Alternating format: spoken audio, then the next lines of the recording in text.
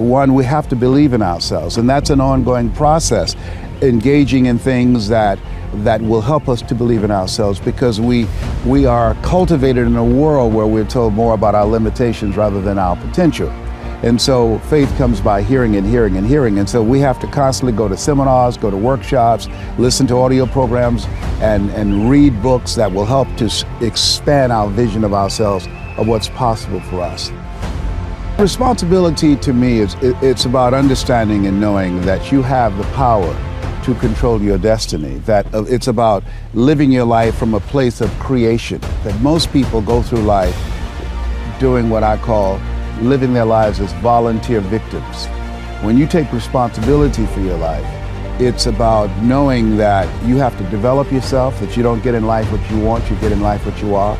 You have to develop your mind, you have to develop your skills, you have to have a talent, ability that you are cultivating so that you can create value for the world with what it is you have, with your gift. I believe that all of us are born unique, but most of us die copies. You got to find out what is it that turns you on, what resonates with you. One of the things that I realized and what allowed me to become successful as a speaker, the speaking industry has been hijacked by people who speak to sell, and it's okay to do that and make money. I speak to change lives because somebody spoke and change my life. So this is my passion. This is my drive. This is something that I feel in my heart. And so the key to that hunger-driven life is a heart-centered life. I didn't do what I'm doing for years because of my programming, because of the culture in which I was raised in. I would see other people with degrees and PhDs and MBAs and credentials I don't have, and I convinced myself I couldn't do it. But Mr. Washington, on that day, we became friends, and he taught me not only someone's opinion of you does not have to determine your reality. He said that you have to work on yourself and you have to have an unstoppable attitude, and no excuse is acceptable, and you got to make it a priority, a non-negotiable in your life, and hold a constant vision of what it is you want to achieve. See it accomplished and go all out. Find a way to win. In spite of the setbacks, in spite of the disappointments, in spite of your failures. To me, success is living a life of service. It's thinking about how is it that my life can be an instrument to leave the world in better shape than how I found it. It's what is it that I can do, that I can give to others, that I bring? If it's my music, if it's my artwork, if it's my words, if it's living a life of a Mother Teresa, if it's one of a Winston Churchill, if it's a President Barack Obama, it's about making an impact with your life. To me, of being of service to humanity. That to me, doing something that's a passion of yours, that you feel in your heart. Where the heart is, there your treasure is also. That to me is living a life of success. The imagination is a preview of what's to come. And so as a kid, I dreamed a lot about taking care of my mother. I used to go with her to work to clean homes, and she kept her children, and she cooked for these wealthy families. My mother could bake a sweet potato pie so good you couldn't eat it with your shoes on. You had to take your shoes off so you could wiggle your toes. And I used to look at these big, beautiful mansions and said, "Mama, what is it, Leslie? When I become a man, I'm gonna buy you a big, beautiful home just like this." "Oh, you don't have to do this." I said, "I know, but you didn't have to adopt us either." And you did. And so I'm here with you because of two women. One gave me life, the other one gave me love. God took me out of my biological mother's womb and placed me in the heart of my adopted mother. And because of her example and my love for her and the passion that I felt in my heart, I've got to do something to make her proud. I've got to do something to put myself in position to be able to take care of her. That drove me. Nietzsche said, if you know the why for living, you can endure almost anyhow. today, in order for us to make it, even before the coronavirus, the suicide rate in America had increased by 32%. Today, in order for us to make it, we have to create what we're doing now, collaborative, achievement-driven, supportive relationships. One of the major issues we're facing right now is loneliness. And one of the major determinants of a long life, I thought it would be plant-based diet or becoming a vegetarian or a vegan or exercise. It's positive social relationships. That's the main factor. How can people that are listening to this now, especially if they're an adult that's got all those labels put on them, that's had their creativity squished, what process do they do to hear the voice?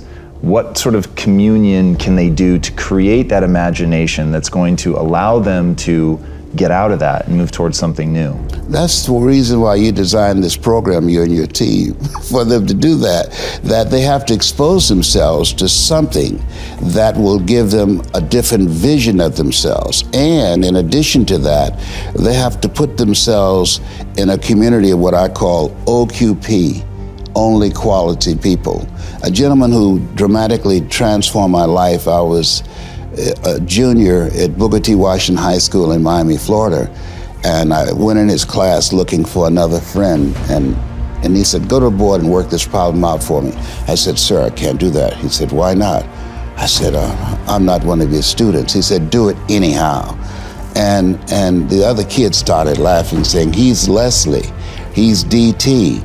And he said, what's DT?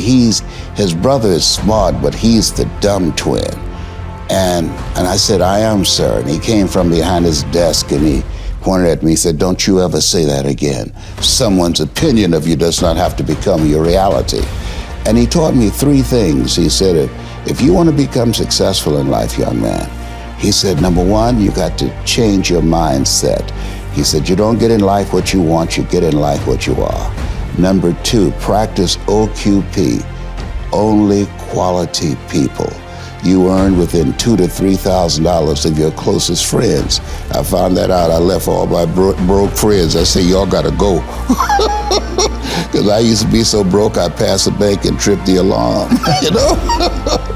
And the third thing he said, develop your communication skills, because once you open your mouth, you tell the world who you are. He said, those are three major things that you want to work on that will liberate you from living in Liberty City, living in poverty in Overtown. It will help to escape out of where you are right now, because I see you watching me and I know you want more. I can see the hunger in your eyes. That's why my book is about to come out called You Gotta Be Hungry. Life is a fight for territory. And once you stop fighting for what you want, what you don't want will automatically take over. Give you an example. 27 years ago, I was diagnosed with prostate cancer. 27 years ago, my gosh. Yeah, fourth stage cancer. And fourth stage prostate cancer, my PSA was 2,400.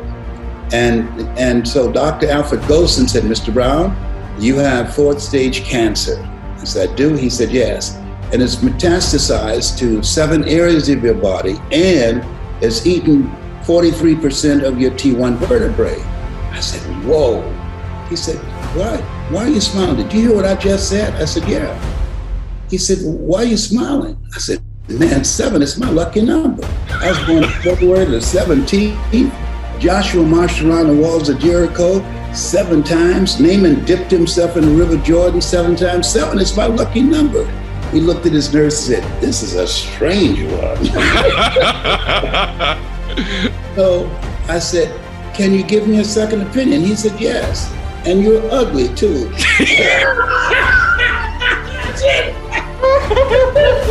You just called me ugly, didn't you? You didn't go there. He said, you're ugly. He said, but you got this. You got this. I don't tell patients that they're terminally ill. What I say is my knowledge and my ability and my skills have terminated Now you and God figure this out. He determines the prognosis. You got this.